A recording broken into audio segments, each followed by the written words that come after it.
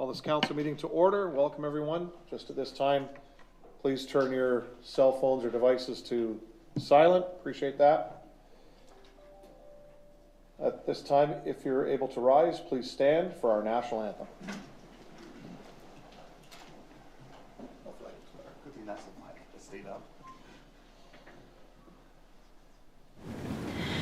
Oh, Canada, our home and native land, true patriot love in all of us command, car ton bras s'est porté l'épée, il s'est porté la croix.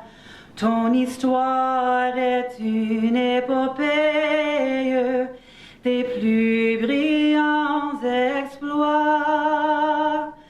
God keep our land glorious and free. Oh Canada, we stand on guard for thee.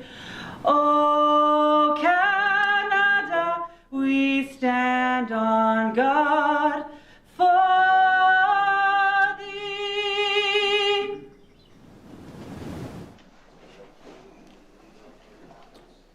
At this time, if I could call on Councilor Bodner for the land acknowledgement. Thank you, Mr. Mayor. Niagara region is situated on treaty land. This land is steeped in the rich history of the First Nations, such as the Haudenosaunee, the Haudenosaunee, and the Anishinaabe, including the Mississaugas of the Credit First Nation. There are many First Nations, Métis, and Inuit people from across Turtle Island that live and work in Niagara today. The City of Port Colborne stands with all Indigenous people, past and present, in promoting the wise stewardship of the lands on which we live. Thank you, Councillor.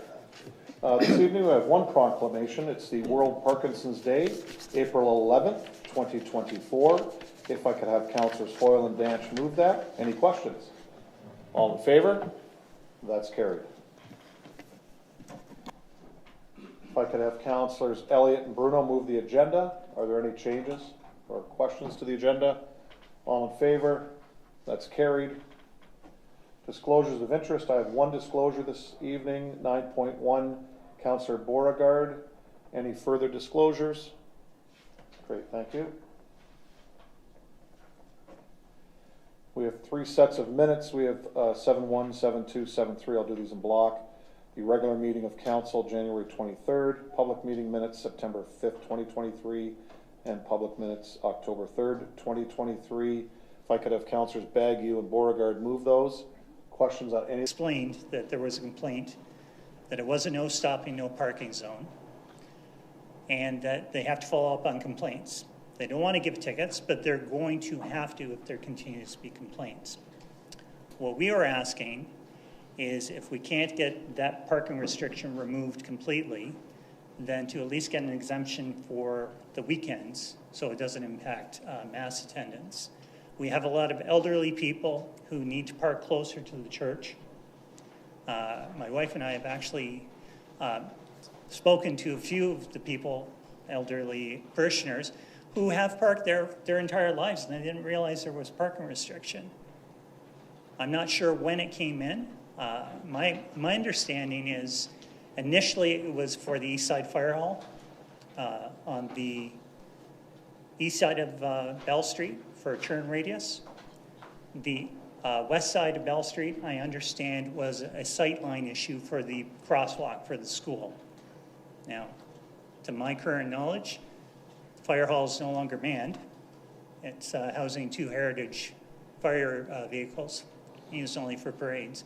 And the last time I checked, school wasn't in on the weekend. So I don't see it being an issue with us getting an exemption.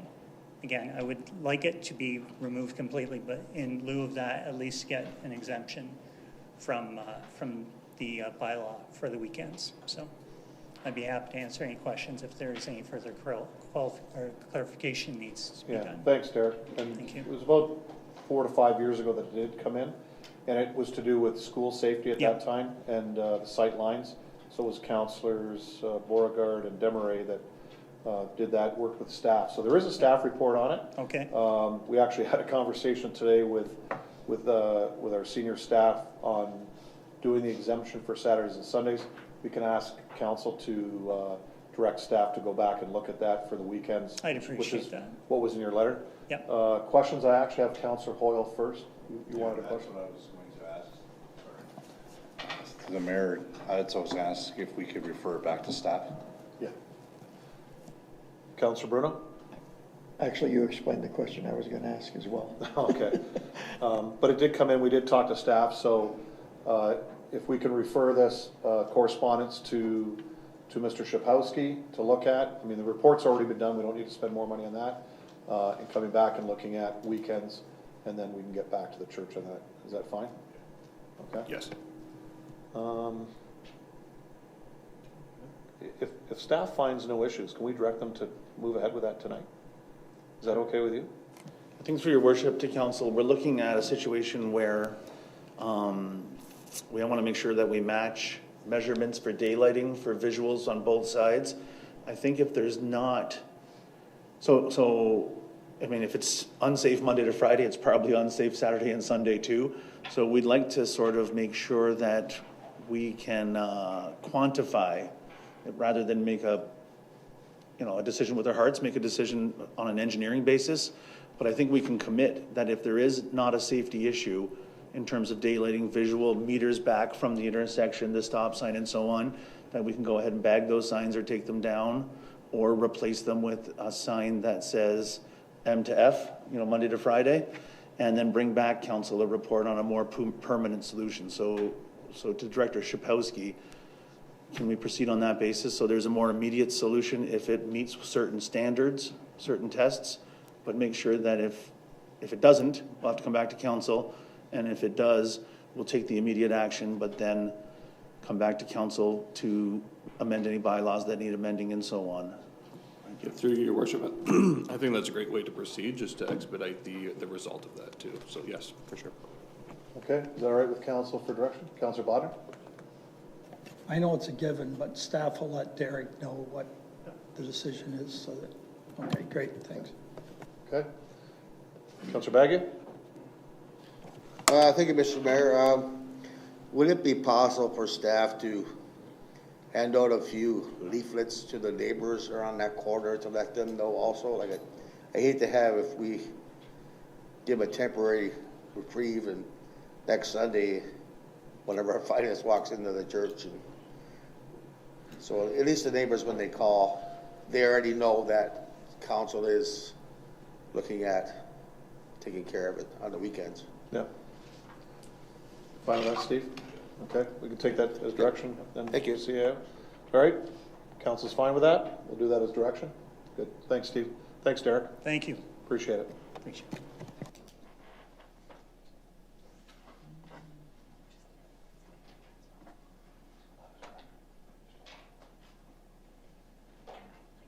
Okay. Okay. Councillors Hoyle and Beauregard move that direction, is that fine? Okay, all in favor? That's carried. Thank you, Madam Clerk. Next is a Ramirez report. On behalf of council, I salute all who organized, coordinated, and participated in Sports Fest 2024. It was an awesome weekend. It was great to see businesses involved, because generating business for the city is one of the reasons we founded this back in February of 1999, 25 years ago. Canalside Restaurant, AM Eagles Cantina, Breakwall Brewery, and Steel and Clover all ran events to get people out and about and participating. The Hut on Weaver Road joined Sports Fest for the first time to offer yoga and meditation. The YMCA was busy all weekend with free swimming, skating, and lots of activities for the kids. We had 16 teams from across Southern Ontario who played at the Valley Centre for some friendly competition on the ice in 4 divisions of the Mayor's Cup hockey tournament. The Port Colborne Old Timers won the A division, West Lincoln won the B division, Haldeman won the D division, and our own local team, won the C division. We thank all the players and coaches and managers who made it an awesome tournament. We were able to play Lincoln in the finals, and just a shout out to Mayor Easton. It was a really good, clean game. I think one penalty, our guy took what they called a slap shot. We didn't think it was, but it was. But that was the only penalty in the game.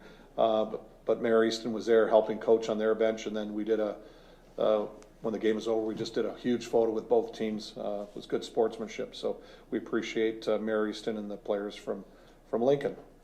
One of the highlights for me, quite frankly, was Saturday afternoon in the Golden Puck Room.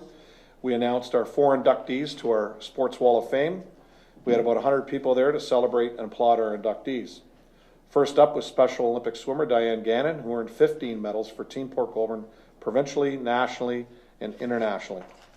Ray Wills accepted the honor for his son Derek Wills, a Lakeshore grad, who is the NHL's Calgary Flames play-by-play radio announcer. Local boy Kevin Alexander Keith, all-star American baseball player, award-winning gymnast, all-around excellent athlete, and almost 40 years directing municipal sports and recreation. And to quote what Kevin said, good to come home to Port Colborne. And that was from his home in Brantford to unveil his plaque on the Wall of Fame. Our 4th and final induction was the novice girls softball team, which won the 1973 provincial championship. They only played together for a few months during the summer of '73. Coach Bill Akey, now a retired history geography teacher, shared the Cinderella story of the girls who came together when there was no novice team at the time. No coach, no field, and no experience. Everything came together like magic, and the team won the championship against defending champion Sarnia. And it's a challenge to get everyone together 51 years later. Even to find some of the girls was a challenge. Names changed, people moved across the country, and some have passed on. Joanne Garner, 99 years old, Mrs. Garner, who I've known all my life, was with us Saturday representing her late daughter, Mary Ann, a team member who passed away too young many years ago. That was a special moment for her and for all of us when people rose to their feet to applaud Mrs. Garner. It's a proud day for our city when we recognize our citizens for their achievements. You could feel the pride in the room Saturday afternoon. Speaking of hometown pride, 104 people made us proud when they plunged into Gravelly Bay at the marina on Sunday afternoon to raise money for Special Olympics. It was the biggest turnout ever for the annual polar plunge. I think we had around 62 last year. To get 104 plungers, that was pretty cool. And we had them from all over. Our donations are the highest ever. More than 29,000, still counting, has been raised, beating the goal of 20,000. Fantastic job for everyone. Thanks to those individuals and teams who dove into the freezing water, and thanks to all who donated to this great cause. And in front of me here on the desk is the Special Olympics 50th Anniversary Award, which was presented to the city to remind everyone who participated that you're all champions. And the oath spoken by every Special Olympic athlete, including Diane Gannon, who has said it many times over the last 35 years, let me win, but if I cannot win, let me be brave in the attempt. That ends my mayor's report. Any questions? Regional Councilor is not here this evening. If there's any regional questions. Okay.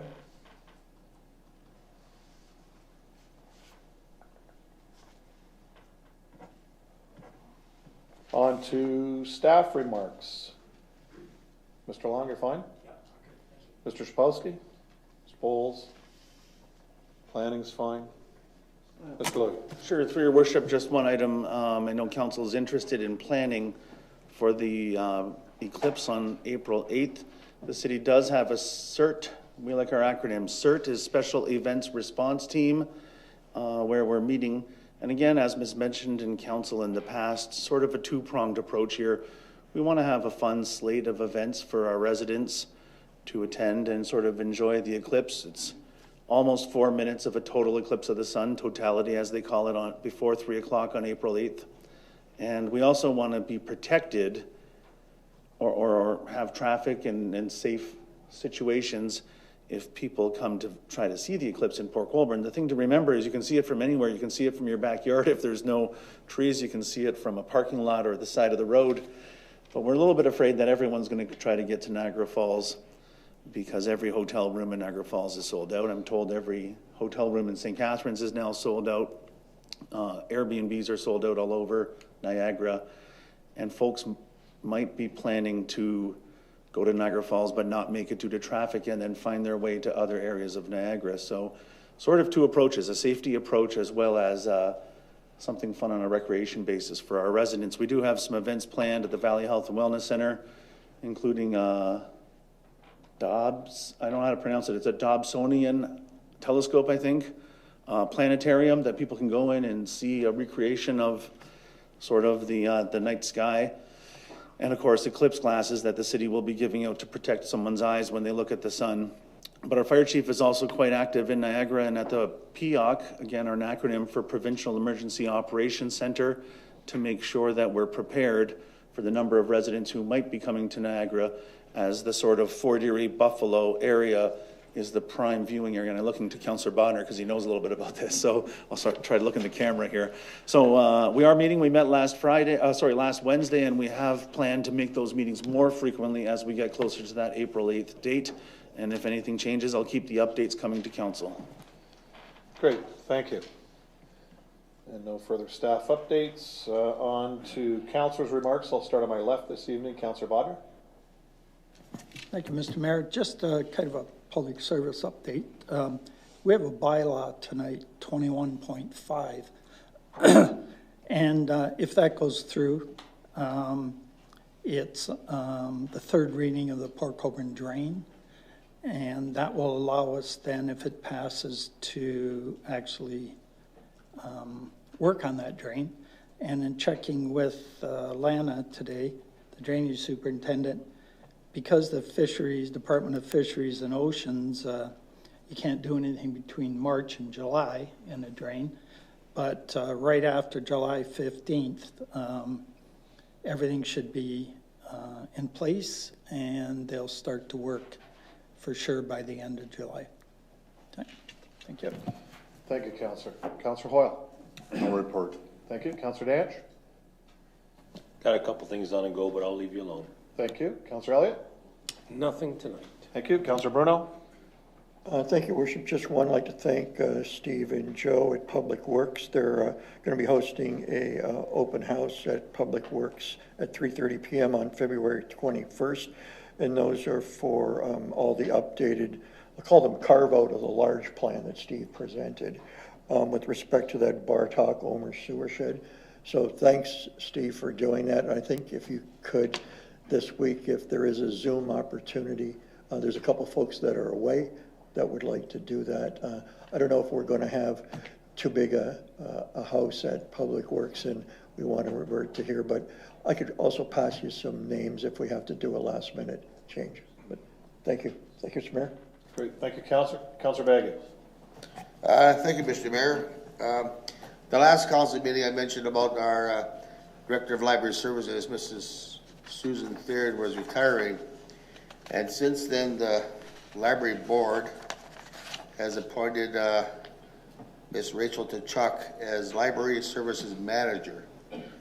And Rachel is employed there for quite a few years already, so. And also at the last Library Board meeting, we also appointed Rachel as temporary CEO of the board until June 1st, after which the board would like to appoint the position to the full-time to the appropriate person. So just a little information for the other councilors and Mr. Mayor. And the other item is Mr. Bowles is already prepared. He already told me tonight.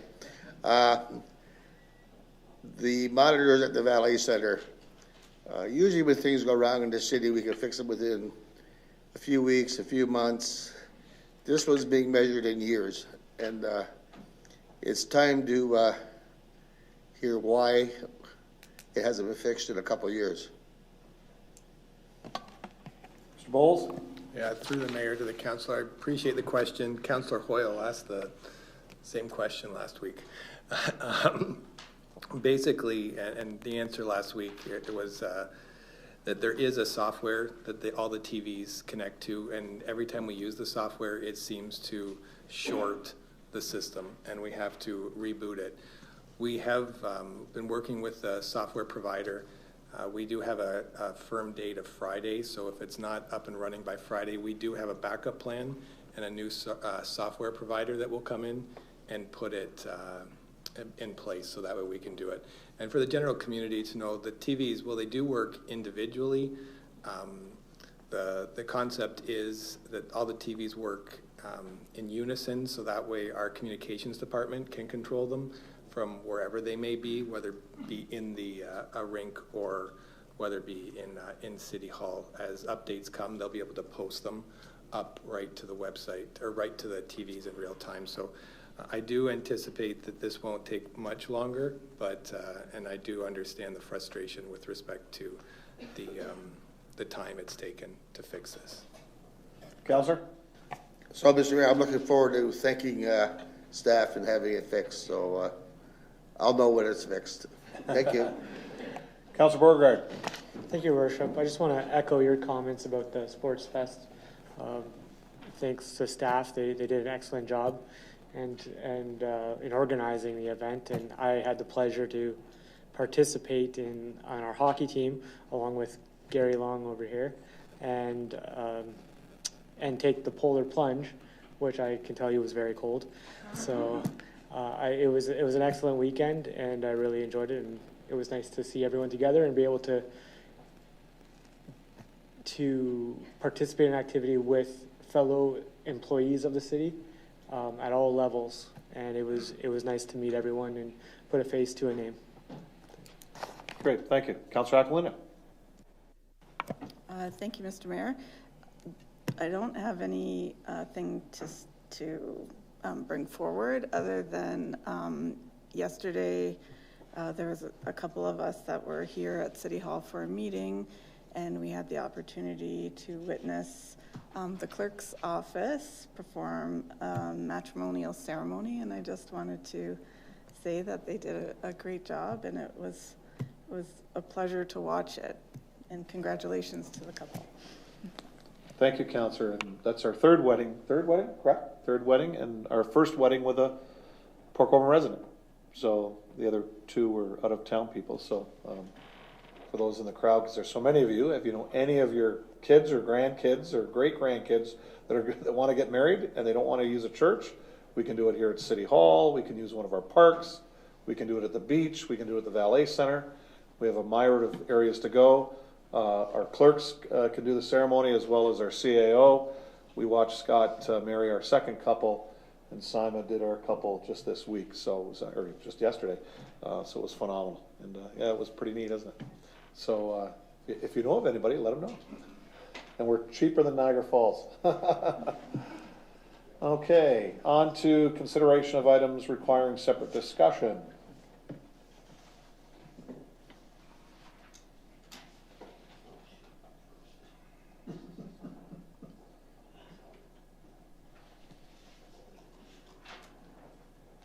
So item 8.1 is the traffic calming update for various locations. The recommendation is that Public Works Department report 2024-35 be received.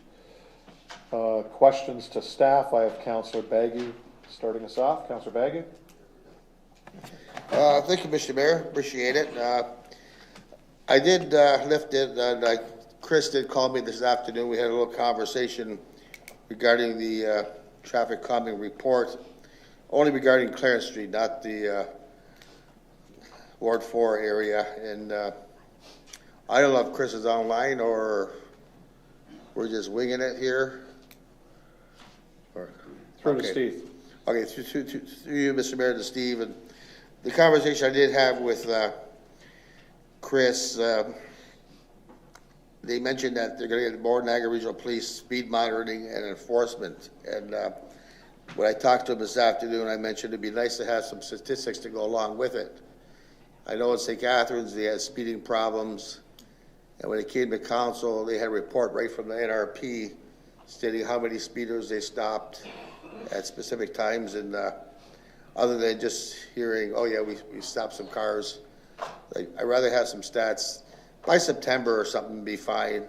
Just so pretty well we know they are doing enforcement also, and not just saying they are. Not that I don't trust them, but our Niagara Regional Police, I think speed enforcement has gone so low on our priority list now, it's almost non-existent unless somebody complains through the mayor, and he brings it up at the board meeting. The other, I mentioned, I never talked to Councilor Elliott yet about this, but I'll let him pipe in about this, just the idea. He goes on to 40 kilometers an hour close to St. Pat's School, sorry. And because past Wood Lane, actually where our CAO lives, the road narrows there. And in the nicer weather, there's cars parked on both sides of the road. And if I'm going towards Cement Road and the car's coming the other way, one of us actually has to stop, because in order to get past the parked car, you have to cross the line both ways. So what I asked Chris to do was, not through a council recommendation, but to look at making that 40 kilometers all the way from Cement Plant Road to the existing 40 kilometers an hour. I think it's our Rosemount. I'm not quite sure exactly. Councilor Elliott would know better. So he said he would look into it, Mr. Mayor, and get back to council, and I appreciate that. So, thank you, Mr. Mayor. Great, thank you. Councilor Aquilino. Thank you, Mr. Mayor. Councilor Bodnar and myself can speak to the Wilhelm Road study, and it's, I think, probably been needed for quite a while. It's predominantly due to the high volume of traffic that goes down Empire Road to Wilhelm Road during the summer season, during Sun Retreats Resorts season. I did have a request from a resident to also look at Empire Road, Director Shapowski, and perhaps implementing another calming measure closer to the beach and Empire Road intersection. I don't know if there's a possibility of a stop sign that could slow down that traffic going into the resort. Mr. Shapowski. Yes, through you, Your Worship. So what we can do is I'd probably suggest that we wait to do some traffic counts until the summer, just because we'll get a higher volume of what the traffic actually is for that duration.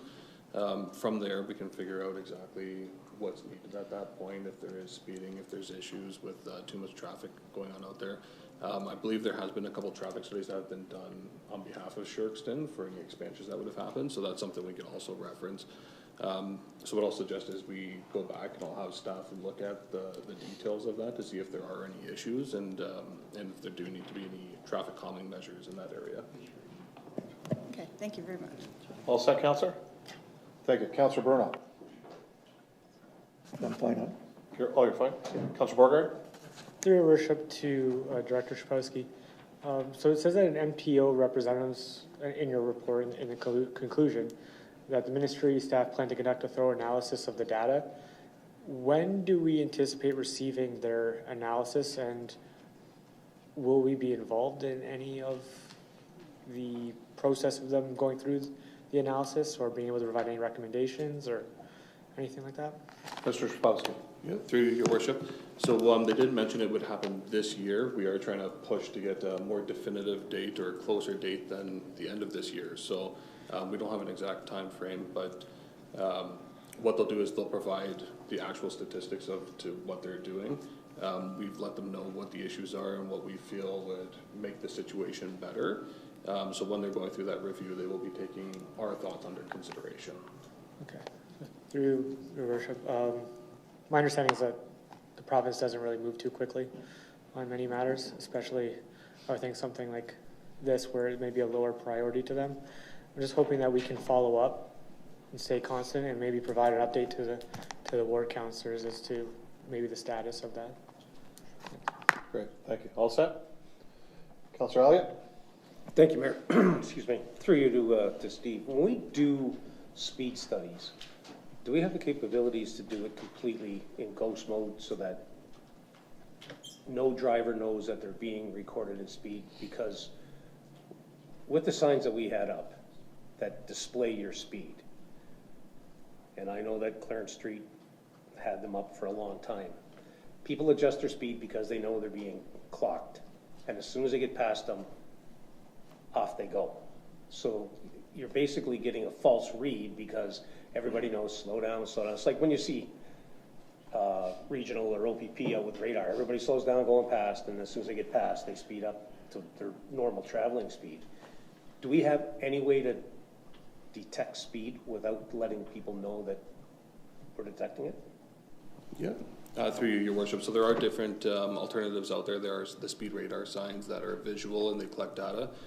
There's also strips that you can put on the ground that you'll see that you drive over in different circumstances. And then there's also devices that attach to poles, hydro poles on the side of the road, and they actually pick up data that way too. So those are more of the indiscreet ones where you wouldn't typically see them. So you wouldn't have the vehicles reacting based on that. So those are the ones that we typically use for a shorter time span of up to 48 hours or so to try to get a good indication as to what the traffic flow is there before any permanent decisions would be made. Councilor? Okay, thank you, Mayor. Yeah, thanks, Steve. And I'm not asking for Clarence Street again, because I think we've got enough information on that. But if we could use it wherever we're going to do it in town, just to try to drill down to exact speed that people are going and not artificial, I don't want to say artificially lowered, but people have a tendency to drive slower when they know they're going to be clocked. Especially like those signs on Clarence Street were up for a long time. So everybody knows as soon as they turn the corner going down the street, slow down, you're being clocked, and then go on again. So do it for a shorter period of time, and incognito would probably get us better results. Thanks. Great. Thank you. See no further hands, so this time if I could have Councilors Bagu and Aquilina move that Public Works Department Report 2024-35 be received. Further questions or comments? All in favor? That's correct, or carried? That's correct, yeah. And correct, that's right. Correct vote.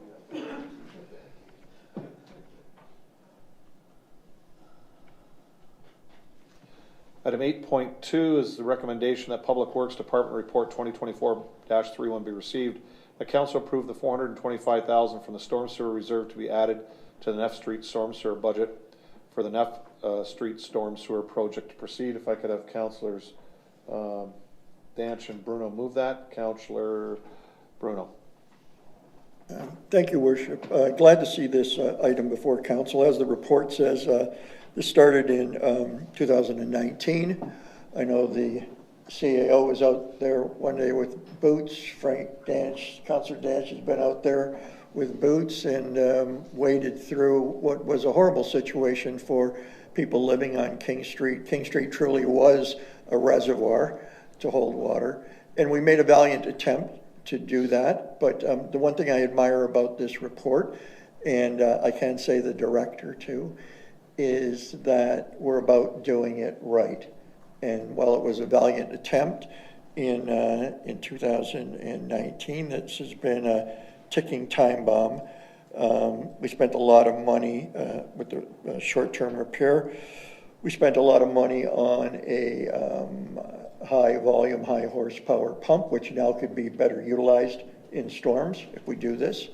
It's a lot of money, but the Nef Street storm sewer shed is actually quite large. I want to also thank the report writer. This report really touches all the bases, really leaves virtually no questions, and I think it's a testament to Eliza Durant wrote this, and if you read it and you want to see a well-written report about history, about finance, and about what's happening here, this is it. I just had one question for the director. Steve, it mentions in the first part of the report about waste stop check valve, which I guess is the Cadillac of check valves, so that the weir, if the outflow is underneath the water, this prevents that. But then in the actual report, it just says backflow prevention device. Does that mean there's something less than this waste stop check valve. Mr. Shapowski. Yes, through you, your worship. So there's a multitude of different ways for backflow prevention, especially in that weird situation. One of the wall stops might be a little different because there's different maintenance that's associated with it, where it might be in line of a pipe, whereas there could be a single chamber that's actually designed, that's installed in line, that makes it a little more accessible. So there is going to be a backflow prevention on that line. It's just not finalized in the exact details quite yet, but the city will be supplying that to the contractor for installation. So it's currently something we're designing right now. Councilor? Thank you, Mr. Mayor. Again, can't wait to hear when this starts. I know there's a gazillion permits and agencies and utilities to contact this, and it's a big hefty price tag. I'm glad it can be fully funded by the storm sewer reserve and still have 600,000 left over. So yeah, as soon as you get started, if you could let the neighbors know and all of us, be appreciated. Thank you, Mr. Mayor. Thank you, Councilor. Further questions? Councilor Danch. Yeah, I just echo his thoughts there. I know a couple of the guys in the area with the pumps running and stuff like that, but they'll be glad not to hear that running anymore. And since I live on Nef Street, I like hearing it even more, so thank you. Thank you, Councilor. Comments or questions? Seeing none, all in favor? That's carried.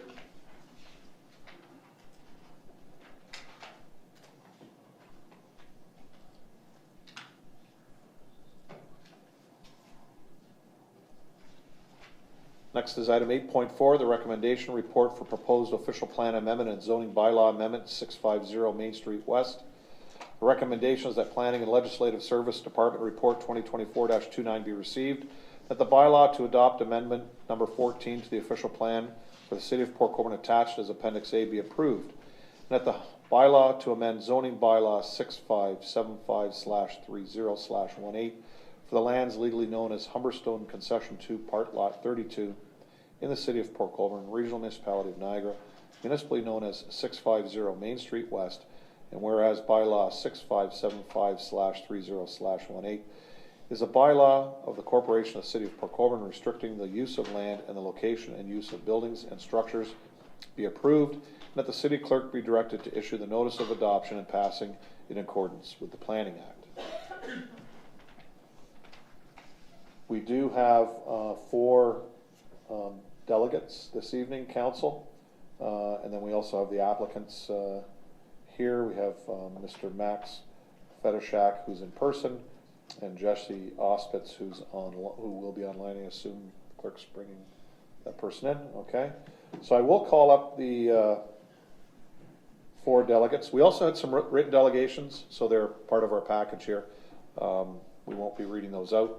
So at this time, we'll call you up to the microphone to my right. You'll press the red button, state your name and address.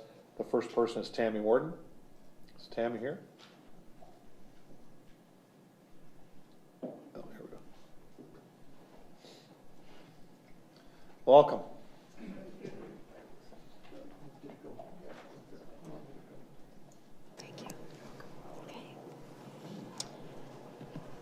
Thank you, Council, for allowing me to speak tonight. So I want to thank the developer for bringing this proposal to get to Council's attention. And the reason I say that is it provided myself and many of the residents in the Westport Gardens an opportunity to actually get to know each other. We had a number of meetings over the last couple of months, and I've had an opportunity to hear from these residents what their concerns are. But more importantly, I got an opportunity to hear about the history of the subdivision and the opportunity to hear that some residents have lived in the area for 70 years. My family and I have lived here for 14 years, and I have 3 children. We purchased the home at 23rd Avenue. Sorry, I forgot to mention my name and address. My apologies, Tammy Morden, 23rd Avenue. We purchased the home because it was a safe neighborhood. We understood that there were no sidewalks. However, it was where we wanted to reside and raise our family. The fact that there are no sidewalks is a concern, but it's more of a concern now that there could potentially be an increase in vehicle traffic into our neighborhood. And the reason that I say this is my understanding is that there is no left turn coming from Highway 58, Highway 140 into the proposed development.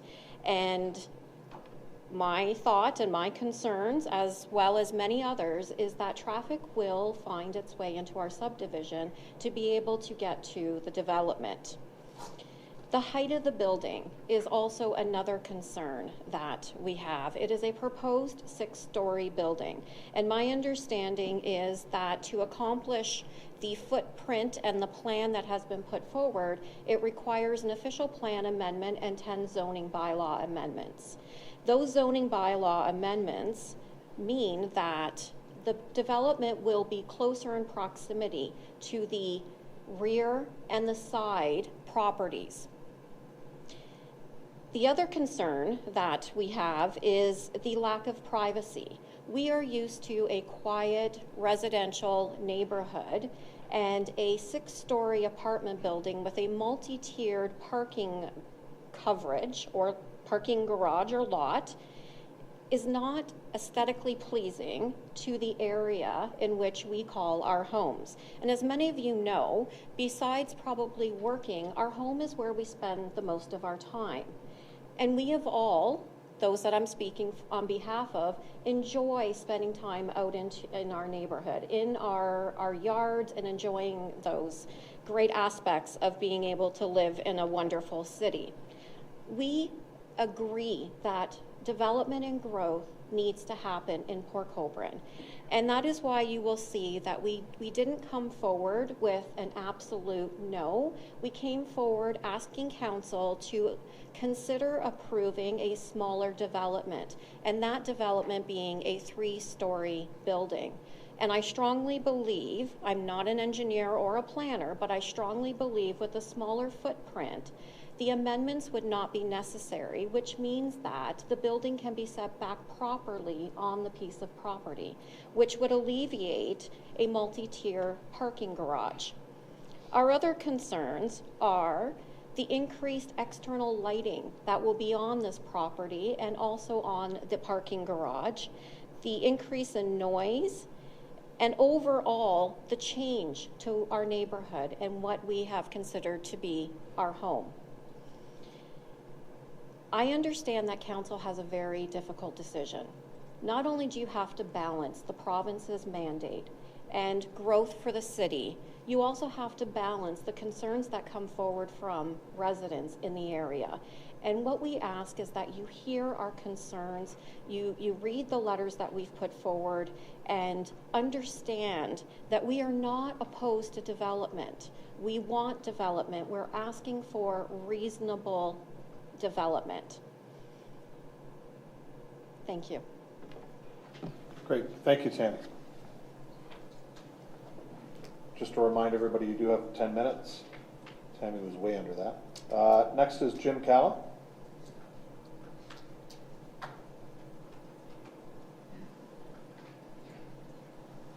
Again, just state your name and address, please. Press the right button. No, you're set. It's still on. Yep. Thank you. My name is Jim Calla, and I live at 21 3rd Avenue. I've lived at 21 3rd Avenue on and off since my father moved into the area in 1971.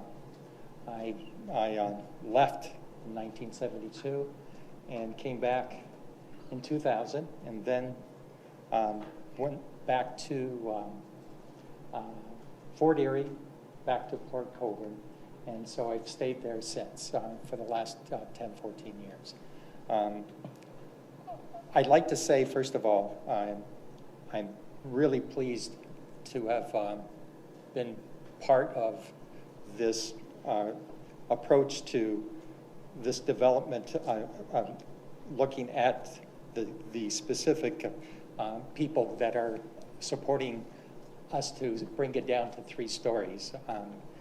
I would also like to see the next. I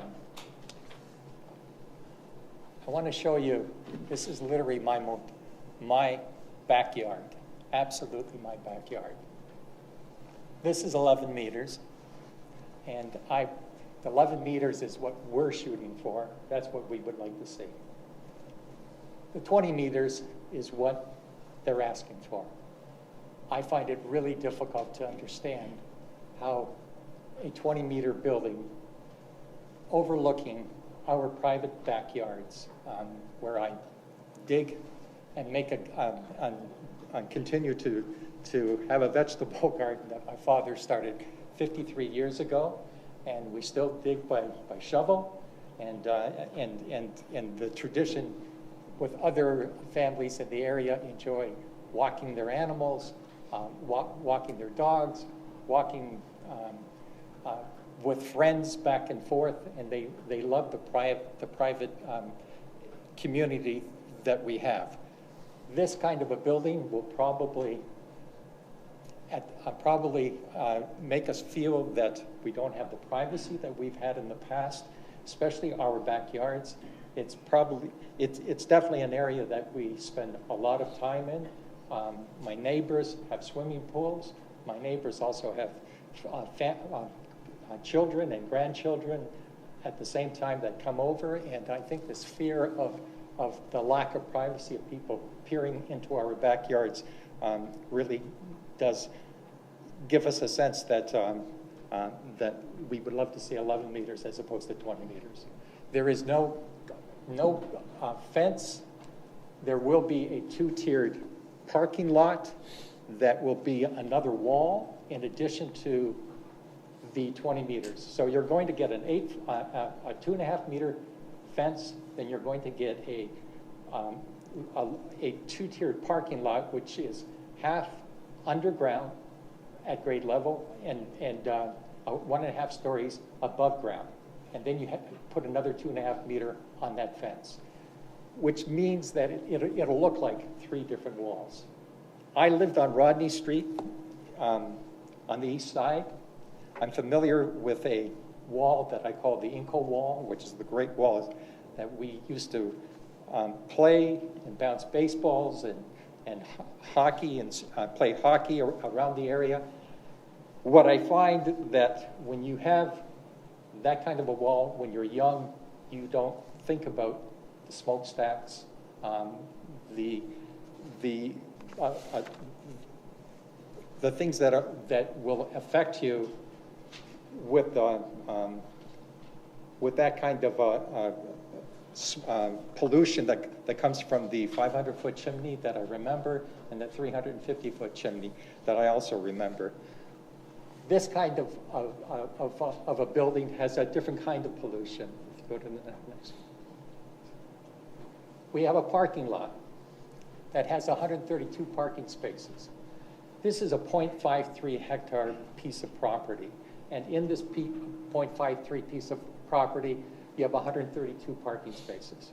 Before I even get into the kind of concerns that will come out of this, I have a real problem with 132 parking spaces with no sidewalks.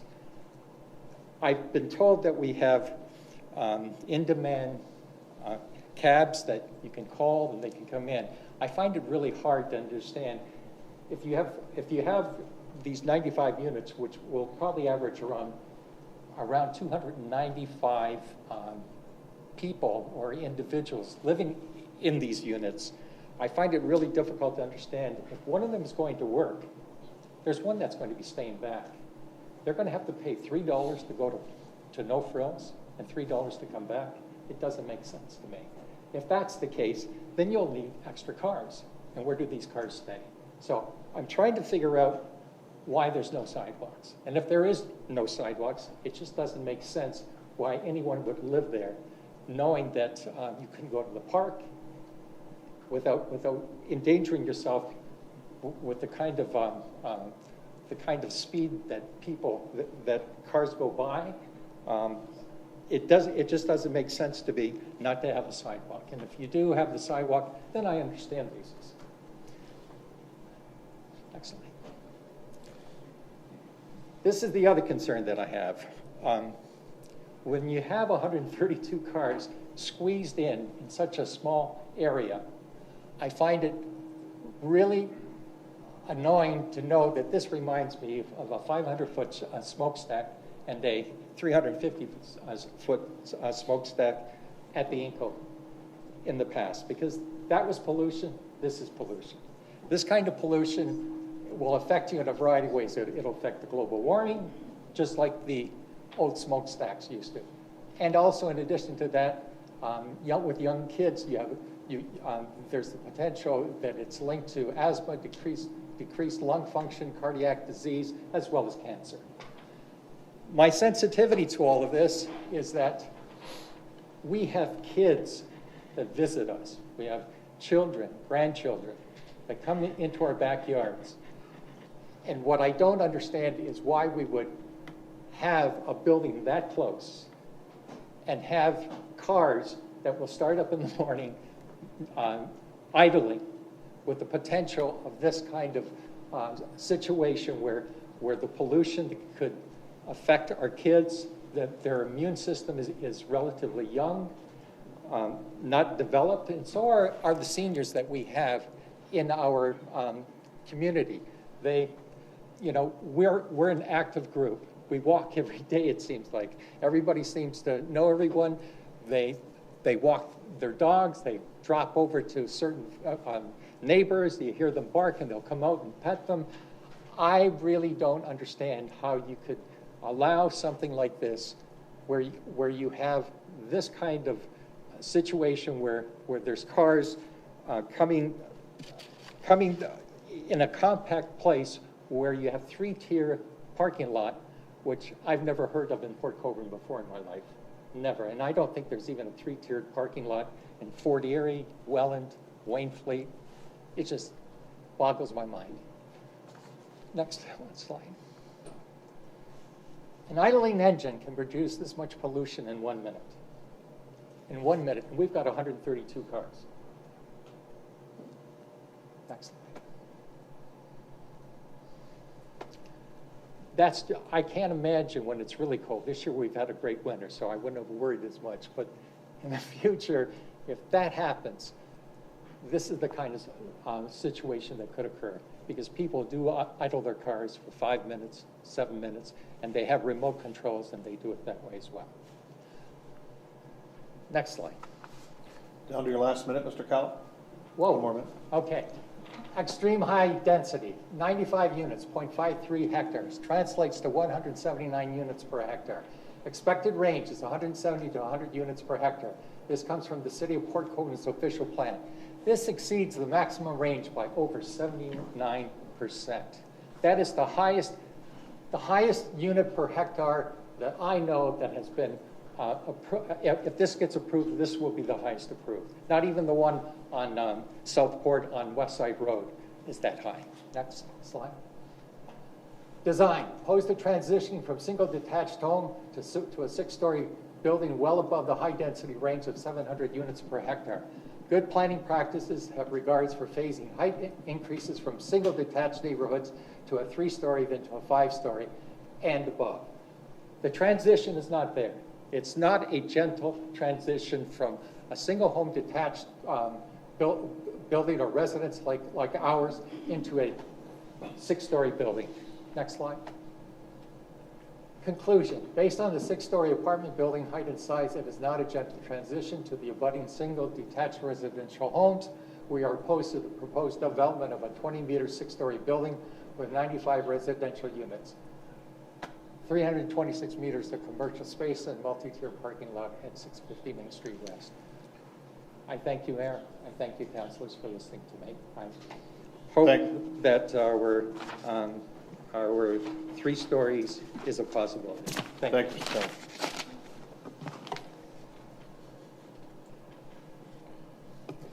This stays here. We can leave it on. Thank you, Diane. Our next speaker is Nancy Bodis.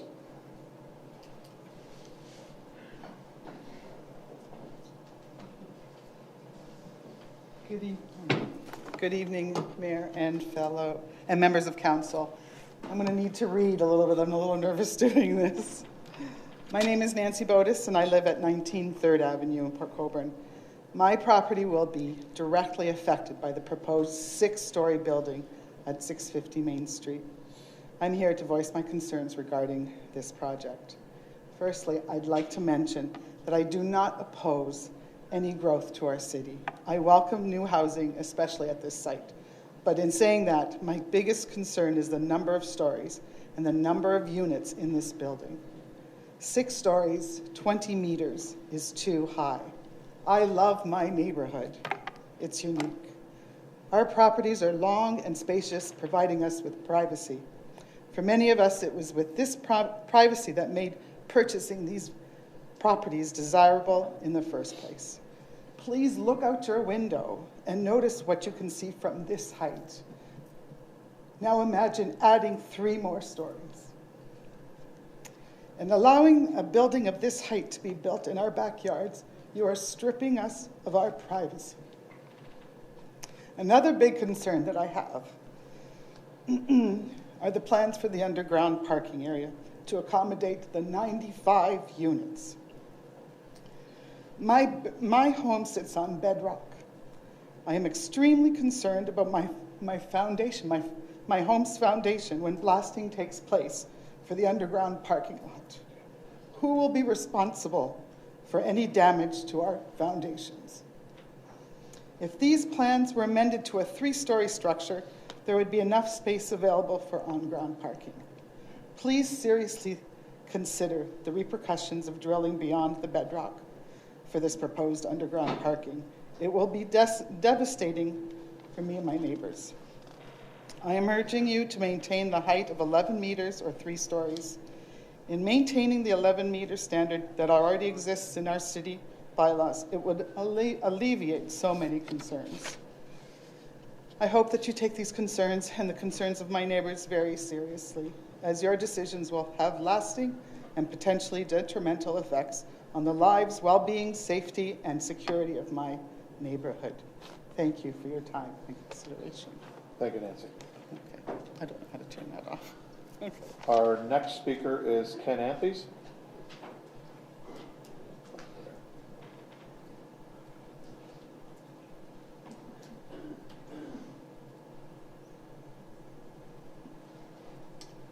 Oh, I'm Ken Anthes from 25 3rd Avenue. I think I've said everything I could say in all the writings that I've been sending. I hope never overloaded anybody, but those are our true feelings. We've lived there 35 years, and we're not the oldest. There's people 58 years, 70 years.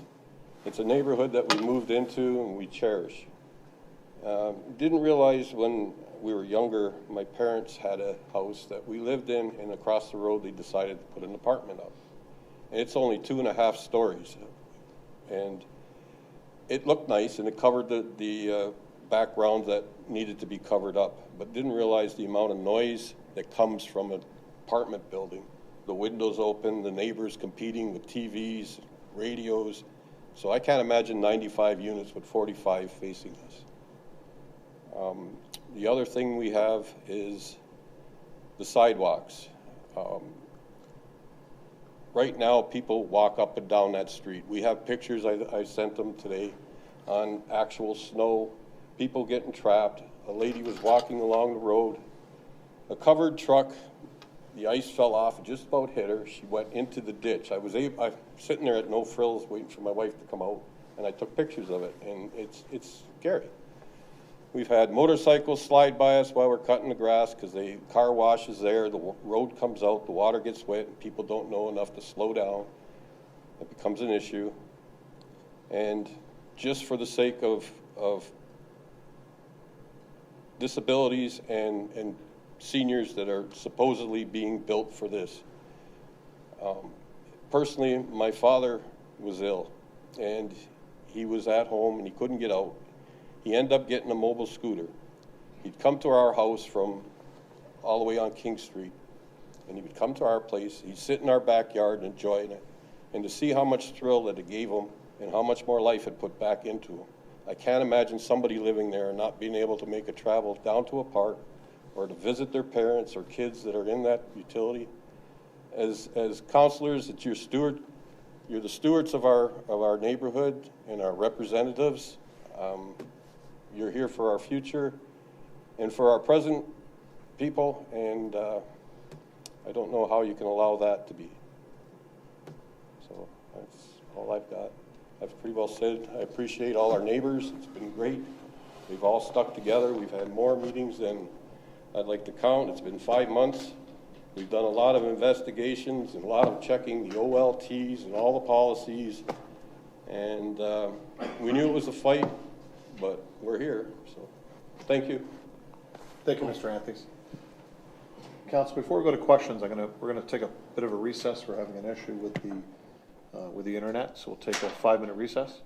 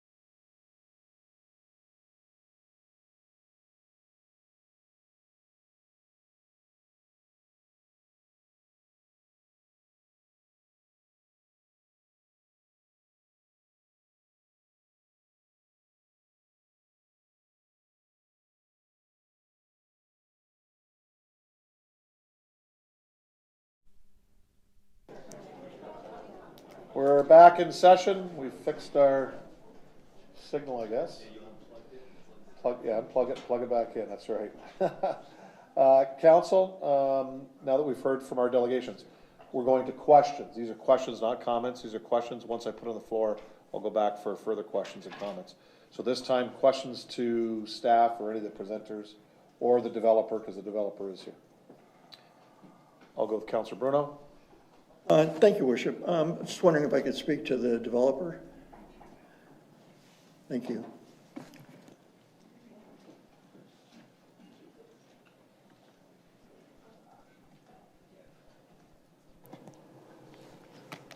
Welcome. Go ahead, Councilor Bruno. Thank you for coming out today. Thank you for coming to the both the public meeting and the meeting arranged by the neighbors. So just on that, I would happen to be at that meeting with the neighbors, and there were a number of questions asked. One very clear message came out about height, and you're hearing that tonight. My recollection, and I double-checked with many of the neighbors, was that the consultant planners were taking that back, and that the neighbors would hear back. And I checked yesterday, and nobody had heard back from you guys in terms of what you digested that day and what you said. So I'm going to ask you openly here, why did you not come back to the neighbors after they expressed their concerns and you said you would? Through you, Mr. Mayor. Pleasure to see you again, Councilor Bruno. So yes, as you said, an open house meeting was held with members of the public on December 6th, 2023, to provide the public with an opportunity to voice their concerns regarding the proposal. A variety of comments were raised, primarily regarding, as you said, the height, concerns regarding the left turn, restricted left turn into the site, lack of sidewalks along Main Street West. These comments were noted, and ultimately, no changes were made to the proposal, as the existing proposal was consistent with all provincial and municipal policy, compatible with city design guidelines, and which city staff have ultimately accepted through their report.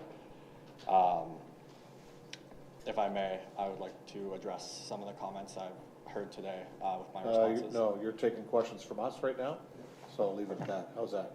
Sounds Thanks. great. No problem. You're all set, Councilor? Two more. Yep, no, keep going. Thank you.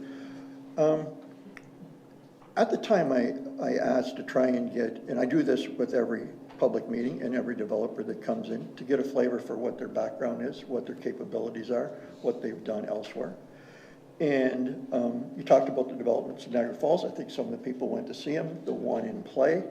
So I'm now hearing that you also had a proposal for Fort Erie, but we didn't hear anything about that. And I'm just wondering, just to get a full background of your capabilities and what you've been doing.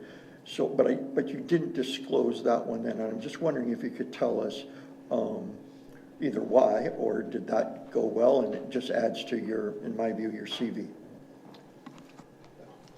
Through you, Mayor. I don't have a proposed project in Fort Erie. I have colleagues that do have one, so perhaps that's maybe where there's a bit of a misunderstanding. But I did attend that public meeting for the project in Fort Erie. This was maybe 2 years ago. But currently, I do have projects in Oshawa, Ontario, and 2 in Niagara Falls that are at one is site plan approved, one's under construction, and one is close to site plan approval. And lastly, and I may not be allowed to ask this question, because it may not be germane, but I respect the fact that you're in business and that you have shareholders and you want to do well and you want to, I'm sure, build a nice project. But does this business plan to do this project revolve on it having to be 6 stories? Through you. Yeah, go ahead. We did consider a reduction. And unfortunately, there was not a viability on a number of different aspects of the project. And so I consulted my planner, who then consulted with city staff, and that's when we made the decision to proceed as is. Yeah, through the chair, to build on that, from a planning perspective, a height of 6 stories is appropriate for the subject lands, as it's located on an arterial road where higher density development is preferred according to regional and provincial policy. Thank you for that, but that really wasn't my question about can you do it. it was about, could it make sense? But I'm fine, I'll circle back to that in my comments when I offer that opportunity. Thank you, Mr. Mayor. Thank you, Councilor. Councilor Aquilina. Thank you, Mr. Mayor, and through to the presenters. Can you explain with the no left-hand turn, how is traffic going to flow, and just so I have a clear understanding of the impact it's going to have on residents, if any? Yeah, of course. So through you, Mr. Mayor. So the issue with the restricted left-hand turn lane is due to the existing properties on the north side of Main Street West. So I believe there's a gas station, I'm not familiar which exact brand, and a automotive warehouse which have 3 large access points. So due to this, the region was concerned about vehicles turning left with proximity to those other access points on the main road. So the region, in discussion with us, decided that it would be most applicable to have a median to restrict left turns into the site. That being said, throughout ongoing discussion with the region, it was decided that the region will not require that the median be installed with the development, but would be requiring a condition of site plan that the owner will complete a traffic monitoring once the building is at 80% occupancy to determine if the median will truly be required. The median could also be constructed if safety concerns are determined by either the region, city, or owner. I'd also like to add to that by saying we did have a traffic study prepared which analyzed traffic volumes on the site following full build-out. It was determined that only 3% of trips in the morning would be turning left on the site, 6% in the evening. This equates to, I think, 25 daily trips, 8 in the morning, 17 in the afternoon. So ultimately, if that median is not constructed, left turns into the site would be permitted. If that median is constructed, we could anticipate 25 vehicular trips per day, so approximately 1 an hour to be diverted either through West Side Road, down Killaley, or some other way to get to the site via right turn. Councilor? Okay, so if there's a proposal or study indicates that the median needs to go in the road, what's to stop people from turning on, is it First Avenue, right behind No Frills there? What's that street? First? What's to stop them, instead of going down West Street and Killaley, going down First, turning down Third, and then coming around that way? Because I think that's the gist of what the residents' concern is that they're going to take the shortest route, which would be that, to get to the front of the building. Yeah, through the mayor, through you, Mr. Mayor. I'm not a transportation engineer, so I can't say for certain, but I would anticipate that although that is one potential route that could be used to circumvent the median, as I said, there's also other routes, so there's always the probability that not everyone would go that way. I don't know if this is speaking off script, but you could also drive further straight and turn around at the intersection of Main and Killaley, some other configuration. But like I said, I'm not a transportation engineer, so I don't know the exact numbers regarding how that would be impacted. Councilor? All set, thank you. Any further questions of the proponent? Councilor Elliott. Thank you, Mayor. Through you, I'll pick up on what Councilor Bruno was asking. You landed on 95 units because of intensification. Would a 3-story building with 45 units meet intensification numbers? Through you, Mr. Mayor. I would like to defer this to Jesse, Senior Planner at NPG. He's joining us virtually. I feel like he would have. It would still it would still be considered intensification. However, yeah, it would still be considered intensification. Okay, thank you. So I'll change course from you to our planners. when somebody comes in with a plan that has 95 units, and as the gentleman said in his presentation, it's 179 units per hectare, and our target is 70 to 100, what then classifies as over-intensification, if this doesn't? Sure. Through you, Your Worship, to Councilor Elliott. There's a lot of aspects that we consider in terms of overdevelopment, is the term that we generally use. A lot of it comes down to, is required landscaping available? Is there enough room for parking, for amenities, all that kind of stuff? So there's a number of facets there. In this situation, we are confident that there's adequate room for parking. The building is closer to the road, but it still admittedly provides a lot of room for maneuvering on the site and that kind of stuff. So, you know, in this scenario, we never really considered it to be overdevelopment of the site. Councilor? Yeah, thank you, Mayor. Through staff again, with all of the developments that are presently on our books, why is there a need to have overdevelopment on this site? We have a number of plans of subdivision on the go. We have a number of residential areas that are tentatively scheduled for development that haven't been built yet, and yet we're going to exceed our targets on this by 80%. What's the need to have this much intensification on this site when we have a lot of vacant land that is still being readied for development? Mr. Room. Through you. Through you, Mr. Mayor, to Councilor Elliott. Again, we never really considered the fact that this would be perceived as overdevelopment. Admittedly, again, the site is small, and as a result, the number of units does look like it's a high density calculation, but it's just because of the dimensions of the site.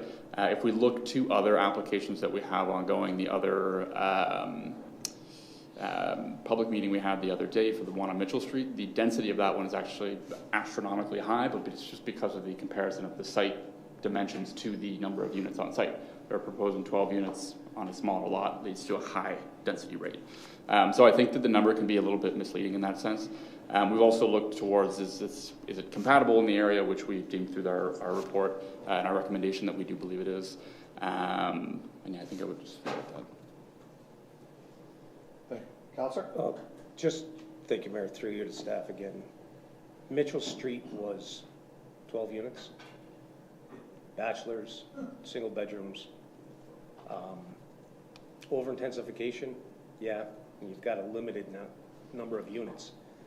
This seems to have so many negative implications on the neighborhood, whereas Mitchell Street didn't. And that's the issue that I'm having with this, is the traffic patterns are going to develop. If you have no left turn into your building, how do those people get around? Pushes people into the subdivision. You're going to have people going into Shell and B and C and making U-turns and coming back out, which creates another problem with traffic. And a 3-story building with 45 units meets our intensification numbers. So I'm surprised that we would entertain 95 units on an extremely small piece of land with all the implications outside of the lot as far as mobility. Here, yep, as far as mobility in vehicles. So why did we consider that at such a high intensification rate? Ms. Lander? I can take that one. Through the mayor to the councilor, when an application comes in, we have to look at all factors of it. Are we able to accommodate landscaping on the site? Are they able to accommodate the parking on the site? Is it appropriate for the area? What is the main transportation route to that site? Does it make sense and does it work? This area is a highway commercial area. It's along a regional road. It currently permits a commercial development up to 22 meters in height. We're providing more housing to the community in a different form of housing. So we have the opportunity when an application comes in like this to look to see if it really, if it meets. And it is staff's opinion that this development is appropriate, as the majority of the elements are able to be addressed. And we are of the opinion that it is set back enough and significantly enough from the residential area to not negatively impact it. So we are recommending approval of this application at this time. All set. Thanks, Councillor. Further questions to the proponent? Councillor Bagan. Thank you, Mr. Mayor. Through you, I need to refresh my memory here a little bit. You have 132 planned parking spots. How many of those are visitor parking spots? Through you, Mr. Mayor, let me get the number here. I believe it is 119 parking spaces are for the residential uses on site, with the remainder being for the commercial uses. Yes, that is correct. 119. So commercial plus visitors, sort of like a PSW comes and helps service one of your renters, or they'll be parking in the commercial zone then, right? Sorry, through you, Mr. Mayor. Yes, they will be parking on the site. What is being proposed is 1.25 residential spaces per unit, which is sufficient. Further, a majority of the units on site are one bedroom or 1+ dens, so it's not anticipated that there'd be multiple vehicles per unit, providing a slight influx of parking for visitors or additional uses. Okay, thank you. My next question, Mr. Mayor, through you. Just a sec, Councillor. Mr. Ospitz online is this an answer to the parking question? Yes, I'd like to add to what Max, Mr. Fedifek has said. So we are only, just an additional point, we're only asking for a reduction in 4 parking spaces from the city standards contained within the zoning bylaw. So there isn't, we are very close to alignment with the minimum requirements in the city zoning bylaw. And when you account for shared parking arrangements, you typically have a fewer, less parking demand. Okay. Councillor, go ahead. Thank you, Mr. Mayor. Through you again. I don't know which one this question goes to, the planning department or to our applicants. The Paradigm Transportation Solutions remarks, who was that from? Was that from our planning department, or was that from the applicant? Us as the applicant. That was from you, okay. So I'll save that for comments. Thank you. Thank you. Councillor Beauregard? Through your worship, to the applicant. I know that when you have a high, like a large building, like a 6-story building, so a high density development next to a low density development, some planners use a angular plane analysis to justify. I don't believe I saw that in the planning report. Do you have any reason for that? Through you, Mr. Mayor, an angular plane analysis was not required as part of a complete application submission. That being said, following the public meeting that occurred in October, a shadow study, sun shadow study, was conducted and circulated with the city for comment and review. And ultimately, the sun shadow study determined that I believe in the summer there'd be minor shadowing from the building with one evening hour, and during the winter, I believe 5 properties would experience minor shadowing from the building as well during the evening hours of winter, which staff determined was a minimal impact. Okay. So,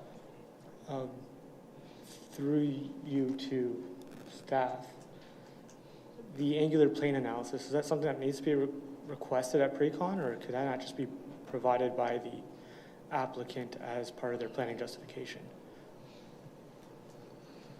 Through you, Mr. Mayor, Councillor Beauregard. Typically, it's not something that we have requested for in either documents in the past. Councillor? Okay. I think even though it may not have been requested by staff, it's something that still could have been used, just for a good planning justification. Other question, did the MTO provide comments? Through you, Mr. Mayor. No, the MTO did not provide comments on this. I think it was just outside of their scope. Okay. Regional roads, not in their jurisdiction. Okay. Okay. And then, so there was a couple comments from some of the residents. One comment was in regards to lighting. So just to confirm, that will be dealt with at site plan and there will be no light trespass. Through you, Mr. Mayor, yes, just to confirm, a lighting plan will be required at the site plan phase, and that will be to ensure that there is no light trespass coming from any of the light fixtures that are installed. Another component of lighting, it's not considered in the lighting plan, but it's headlights coming in and out of the site, and the applicant has already confirmed that fencing will be installed to ensure that headlights aren't trespassing onto people's rear yards. Okay. And there was a comment regarding blasting. I know we don't do blasting, but the applicant or the owner can provide a pre and post construction survey, correct? Is that something that they intend to do? Through you, Mr. Mayor, I'm not entirely familiar with the construction process or what that item is, but in discussion with our architect, the way the building has been developed and proposed, in addition with the parking structure, is to minimize blasting at all potential. So the parking structure is 2 stories due to the fact of the high bedrock, which is prominent in Port Colborne. So I believe that it's only the bedrock through the geotechnical report, which was submitted within the rear portion of the site is about 1.8 meters, maybe 2 meters. I would have to refer to the report to get the exact number, but what's being proposed is 1.5 as a depth, and the building itself won't have a basement. All that has been taken in consideration to avoid the need for blasting. Councilor? Through you, the developments that have come in aren't blasting, they're usually hoe-rammed, and to go as deep as proposed may be difficult with the bedrock, but that's up to you in engineering to deal with that. So this, in my understanding with the sidewalks, is that something that can be dealt with at site plan, correct? Through you, Mr. Mayor, yes. So through correspondence with the applicant, the region, and our engineering staff, a sidewalk was discussed, and all parties are open to the potential of installing one. The paramount feature there being safety. Obviously, it's a regional road, so we all need to be aware of the safety risks that are assumed there. So provided that we can all reach an agreement to safely install a sidewalk along that services the site, we are open to the idea. Okay, thanks. Councilor? And just one last question. So is this going to be a condo building or a standard condo? Is this going to be freehold units or rental units?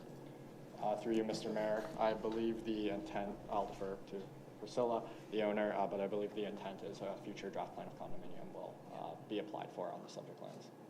Okay. And would they be freehold units or rental units? Because you can have condos still be rental units, I suppose. Through you, Mr. Mayor, I believe they will be freehold units. So individually owned. Yeah. Okay, Councilor? Good. Councilor Bruno? Thank you. This will dovetail back to the earlier question I asked the developer consultant, and probably to Chris and Denise's response. Councilor Elliott raised, I think, what the key question is here, and that is about the need for density. So I had planning a couple, 3 months ago, prepare this, which is all development plans that are draft plan, in play, or approved. And so just on that, so this one wouldn't be included when this was done. So we have 78 apartments, 57, 75, 22, 41, and 25, for a total of 298. I'm not including some of these stacked townhouses that could be rented. So yours is the largest one because you needed that for your business plan.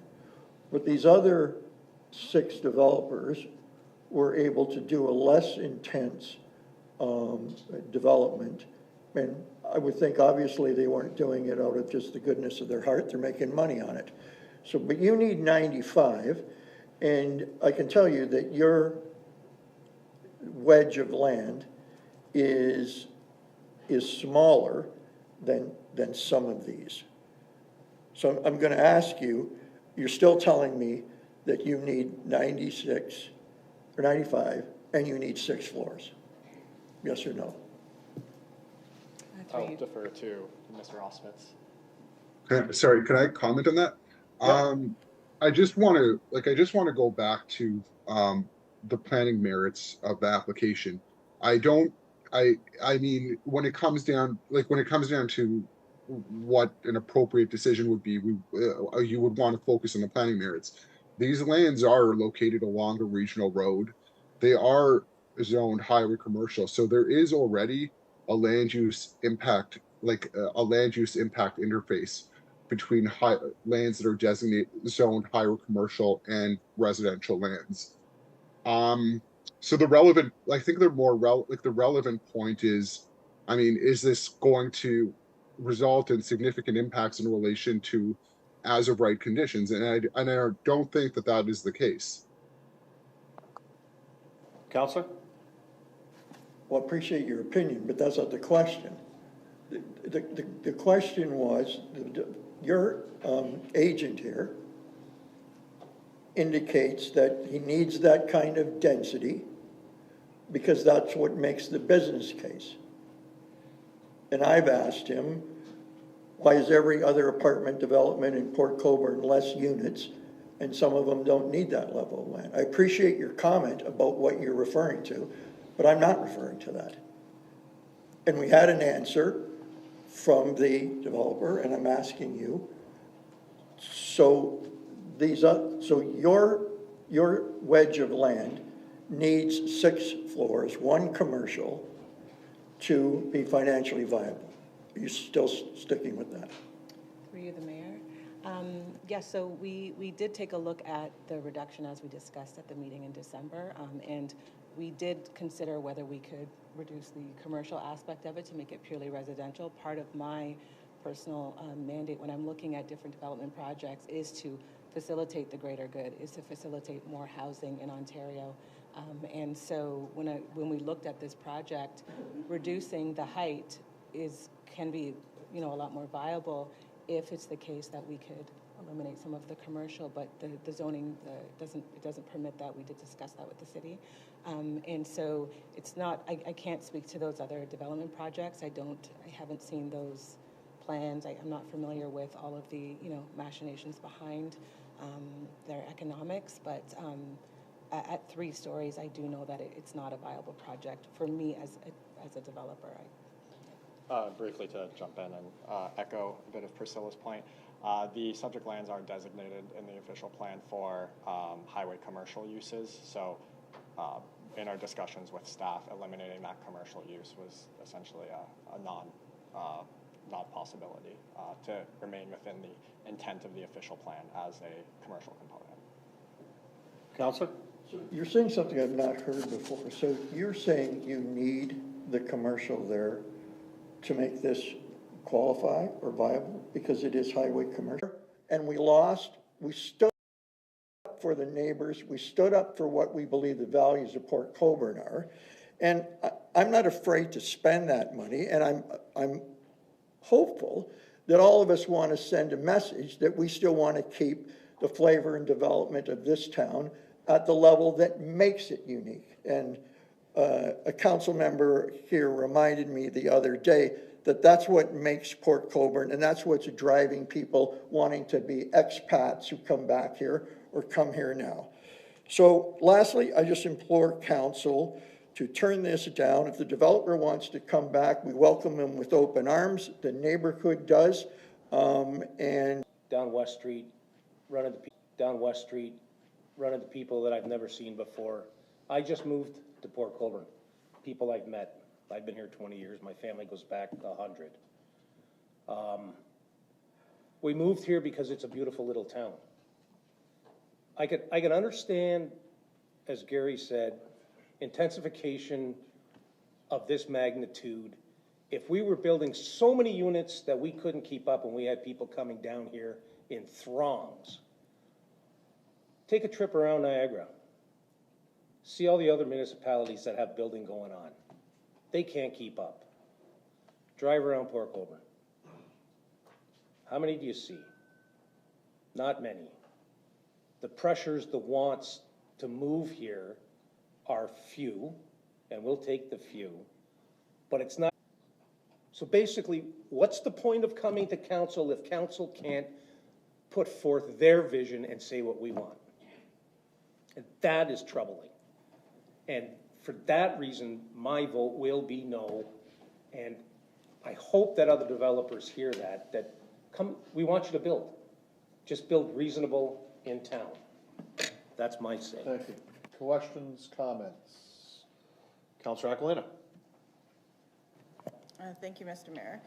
I'm going to try not to regurgitate what the two councilors have said or what the residents have said.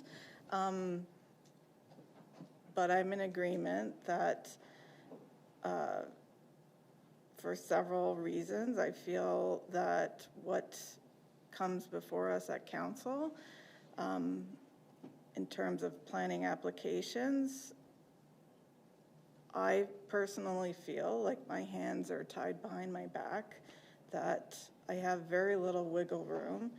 And as I think Mrs. Morden made comment to, that council is put in a very tight spot.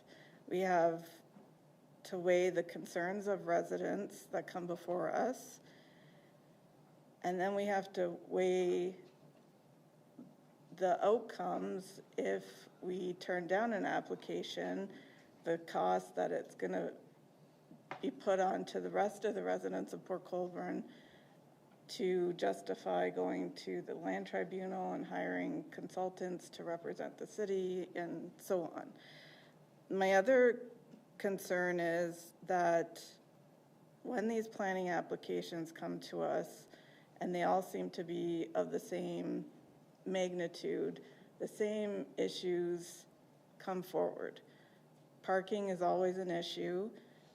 The biggest issue with parking is that we don't have a fulsome transportation system that is going to allow people to go down to a one car per household to get them to outside municipalities to work and to get, you know, their families around. So in concurrence with Councilor Elliott and Councilor Bruno, I will not be voting yes for this application. Thank you, Councilor. Further questions, comments? Councilor Bodnar. Just to be on the other side of this, look, we're responsible for taxpayers' money. And I think we've all alluded to the fact that maybe we don't like this. And there's a very good possibility, if this goes to LPAT, that we're going to lose and we're going to pay, and we're going to use taxpayers' money just to be, because we don't like it. I think we got a responsibility. We got to treat taxpayers' money in the right way and use it in the right way. And if we're going to more than likely lose it, then I'm good with voting yes for this. Thank you. Sorry, thank you, Councilor. Further comments, questions? Seeing none, Madam Clerk. For the recorded vote, Councilor Aquilina, please state yes or no. No. Councilor Mark Bagu. No. Councilor Eric Beauregard. Yes. Councilor Ron Bodnar. Yes. Councilor Gary Bruno. No. Councilor Frank Danch. No. Councilor David Elliott. No. Councilor Hoyle. No. Great. Mayor Steele. No. Just going to read out the results. Councilor Aquilina has voted no. Councilor Bagu has voted no.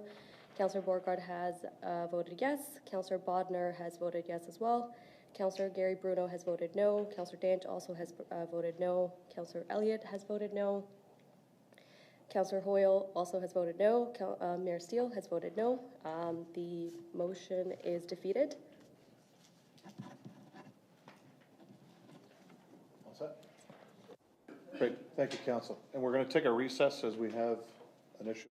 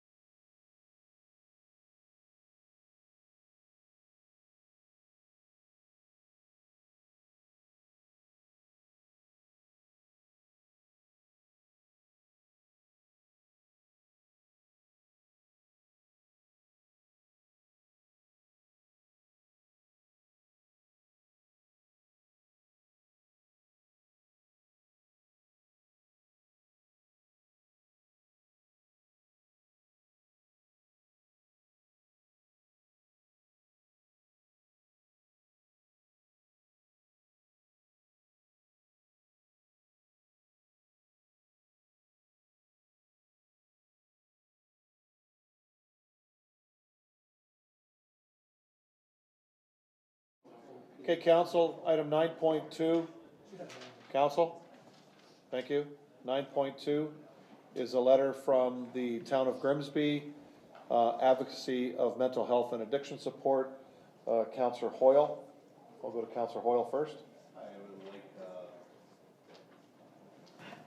I'd like to accept it, obviously, and motion, I would like to amendment to it to declare a crisis to enhance the Niagara for Port Colborne, and then and what to create a bigger voice for Niagara region. Caught me off guard. Thanks. Okay, so what we can do is we can take that to staff, come back with an appropriate response. So we're going to move to receive this, but put our own letter together with regards to declaring it a state of crisis as opposed to an emergency. Just to let you guys know, this has been discussed on many occasions in the region. States of emergency are governed by the province of Ontario under the Emergencies Act, and those are like storms, tornadoes. Yeah, it could be a huge gas leak or something like that, or a huge fire. Those types of things are emergencies, and there's dollars tied to that. With us, and quite frankly, it's the mayor's seat, not necessarily me, but whoever's sitting here, declares an emergency, there is potential to reach into funding that the province supplies. In this case, it won't help us. So, majority of council, the region has taken the resolutions of crisis, because it is a crisis. But we don't want to confuse the public with declaring states of emergency when we do that at different times. COVID was one of them, because of an epidemic. Blizzard of 77 was one. The storm in October of 2019 was another one. You know, things like that. The storm that Ronnie declared back on October the 13th, 2005, I think it was, somewhere in there. Those we were able to tap into the Emergencies Act funding. So I think Councillor Hoyle is quite right on this. Again, it is a crisis. It's affecting everybody across, not just Niagara region or communities, but across the country. So, so we'll put that together with staff. Councillor? Through your worship, if this is going to staff, if maybe when the report comes back, they can provide some local statistics on maybe how Port Colborne is affected by the opioid crisis? Yeah, well, we could deal with public health, Niagara Housing, our Niagara Regional Police Service. We can try to get as much information from that as possible. The meat and potatoes of the Grimsby letter here are good. We'll probably follow the majority of it. We'll get it off to our local MPs, MPPs, our other municipalities.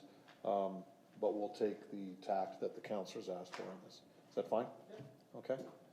So everybody understands what we're doing here. So if I could have Councillors Hoyle and Bodner move that. Any further questions? All those in favor? That's carried. Thank you, Council.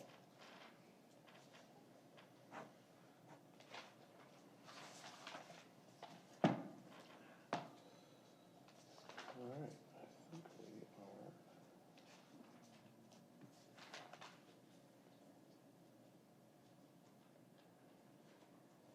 are. All right, we're on to motions. There are no motions. Are there any notices of motion? Okay, I know the clerks didn't receive any. Minutes of boards. If I could have Councillors Danch and Elliott move the Heritage Advisory Subcommittee minutes of October 16th and November 20th of 2023. Questions on those minutes? All in favor? That's carried. We do have a recommendation coming out of one of our committees.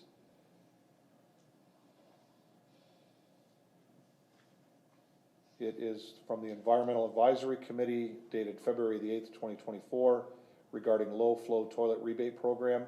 It was moved by the committee and supported that the Port Colborne Environmental Advisory Committee recommend to Council the removal of the city's low-flow toilet rebate program and that those funds for this program be directed or redirected to the city's 2024 rain barrel program and a memo be sent to Council. If I could have Councillors, who sits on that? Councillor Hoyle, Councillor Bagu, if we could have you guys move that. Any questions on this? Sorry, Councillor Bodner. So maybe it should just be noted that this was a really good thing when it came out, but it's declined over the years, and it just, there's better places to put the money, I would say. Thanks. Good. Thank you, Councillor. Any further questions? All in favor? That's carried.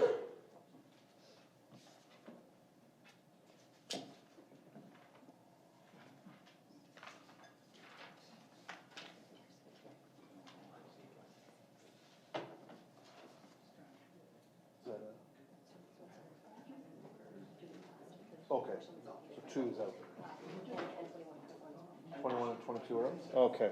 So Council, on the bylaws, items 21.1 and 21.2 are pulled by staff. They're no longer pertaining to this evening. So we have bylaws 21.3, 21.4, 21.5, and 21.6. If I could have Councillors Beauregard and Aquilina move those. Are there any questions with regards to those? All in favor? Just to confirm, the bylaws 21.1 and 21.2 are defeated because of the corresponding motion. Yeah. Yeah. No, that's fine. Yeah. Because the motion was defeated, they're pulled. Hold it. Can I ask this about those bylaws, those two you just talked about? Not right now. Okay. But you can in a minute. Okay. So let's go back to the vote, make sure we've done this right for our clerk. So we have 21-3 and 21-6, moved by Beauregard and Aquilina. All in favor? That's carried. Councilor Bruno, we can allow you to ask questions now. I haven't noticed this before the meeting, just like about 4:30. When I opened them both, they look exactly the same. I don't know if there was a misdoing, because one's an OP and one's a zoning bylaw, but when you open them, I'm just wondering if when they were put in, they weren't, you know, somehow they got duplicated. Ms. Landry? Staff? Is that, did I read that right, Simon? So through your worship, on my e-scribe, I see 21.2 as a zoning bylaw amendment. It says MU 78. It has the front yard setback and so on. And I see the OP amendment, the second page, says amendment number 14 to the official plan. So unless staff updated it and they were duplicated, they are two different. They're different. oh, okay. Yeah, Sorry. Maybe you open the same one twice, Councilor. Anything that can happen today. And did. Yeah. Okay. You didn't have to answer that question. There you go. You're welcome. Okay, Council, great meeting tonight. Thank you very much. That's the end. We are now adjourned.